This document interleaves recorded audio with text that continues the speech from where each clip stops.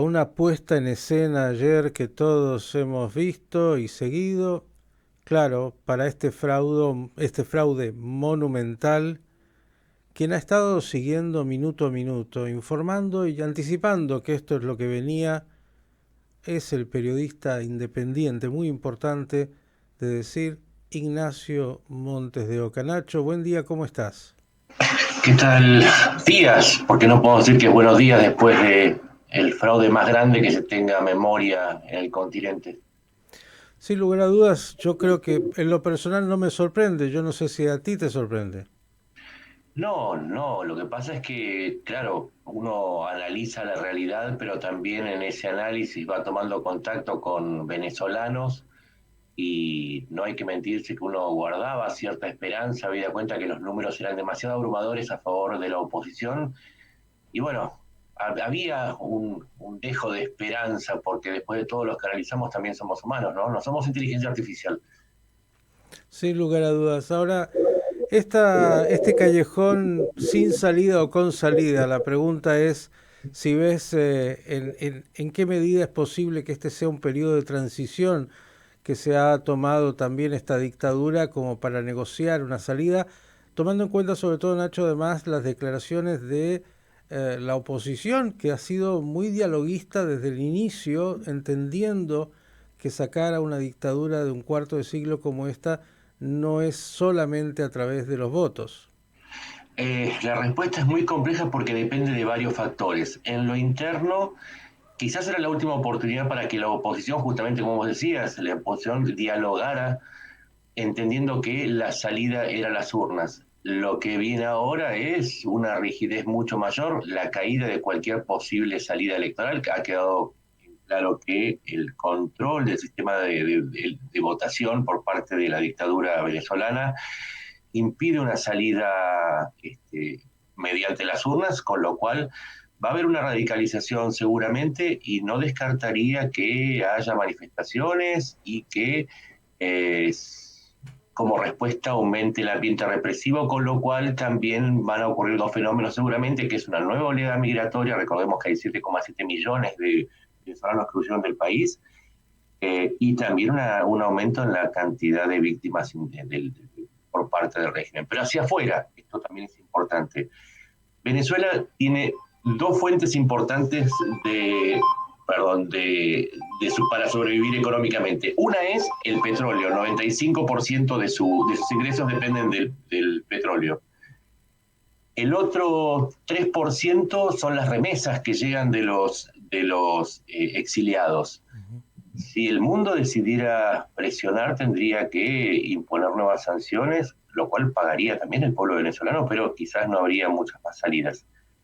La otra cuestión es que es imposible presionar a el gobierno chavista sin la asistencia de Brasil, Colombia y México, que hasta ahora han sido salvavidas del régimen de la dictadura y han evitado condenar, como han hecho otros países, desde Argentina hasta Estados Unidos, pasando por Perú, Chile y Uruguay.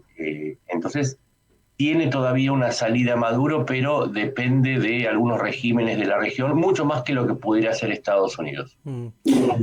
Sí, sin Sí. lugar a dudas, el lugar de Brasil, México y Colombia es fundamental. Y por otro lado, claro, rápidamente, no nos extraña, Rusia y China felicitando a Maduro a pesar de cualquier cosa, no es que a ellos les preocupe mucho la democracia, y eso también es un problema mayor para el mundo. Digo, si Venezuela, que ya lo ha hecho, termina de recibir el apoyo de esas dictaduras, incluyendo la iraní. Sin lugar a dudas. En primer lugar, porque se afirma un bastión autócrata en la región que corre el riesgo de seguir influyendo en la región. Pero también hay una influencia muy fuerte en la región, porque no solamente los venezolanos podrían empezar a pensar que la democracia no es una salida para los problemas crónicos que atraviesa cualquier nación latinoamericana. Por eso este fraude va mucho, pero mucho más allá de Venezuela. Esto da también lugar a, le da espacio a los grupos que por derecha o por izquierda quisieran proponer soluciones que no pasan por la vía democrática. Por eso lo que pasó ayer en Venezuela no solamente va a afectar a los venezolanos, nos afecta a todos, por el lugar que uno quiera, por el económico, el migratorio o el ideológico. Lo que sucedió ayer fue una catástrofe para toda la región. Una catástrofe para la región y un sistema que parecería, como ya está claro, que a través de las urnas no va a dejar el poder y las alternativas no son demasiadas y son muy dolorosas. El pueblo venezolano hasta ahora, Nacho, ha mantenido un nivel de, yo diría, tranquilidad frente a la represión bastante importante. ¿Qué pasa o qué se sabe del ejército, que es un elemento clave que le responde a Maduro? El régimen de Maduro tiene 500.000 de hombres listos para la represión. No solamente está el ejército en sí, sino que están las fuerzas bolivarianas. Mm. Vendría a ser el brazo armado y su propia Gestapo, que vendría a ser el SEBIN. Lo que sucede es que también el chavismo ha hecho una movida desde la década del 90 que fue prohibir las armas. Entonces, no es que tampoco se pudiera organizar desde adentro una resistencia que vaya mucho más allá de las manifestaciones. Y además, los venezolanos son tremendamente pacientes con respecto a la opción de hacer algo más vigoroso que una manifestación. Aún así, frente a esta indefensión se sigue manifestando. ¿Qué es lo que va a suceder en los próximos meses?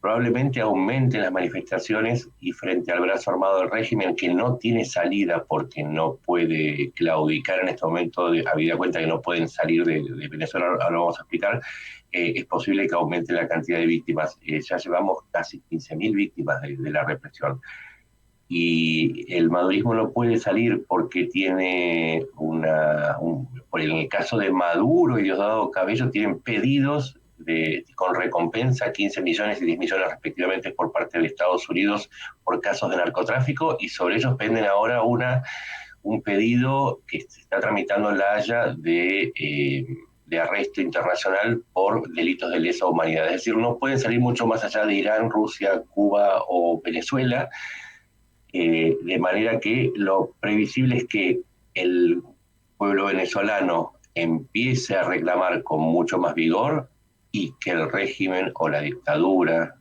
llanamente dictadura venezolana, reaccione con más represión. El escenario es dantesco, por lo menos en, en vista de la experiencia de lo que ya ha sucedido.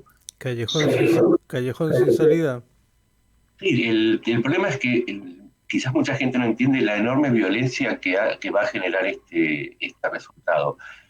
Vuelvo a lo que decía antes. Era la última oportunidad que se daban los venezolanos para probar el camino de las armas. Y ahora es lo que va a suceder. Es la pregunta que nos hacemos todos. Ignacio, como siempre, el agradecimiento. Seguíamos ayer tu enorme cobertura y tu análisis de lo que era este fraude preanunciado que se ha concretado. Veremos en los próximos días cómo se va desarrollando esta realidad que es espantosa para, sobre todo, los venezolanos, tanto los que viven ahí como los casi 8 millones que están en el exilio. Un abrazo enorme y hasta la próxima. Un abrazo grande y fuerza Venezuela.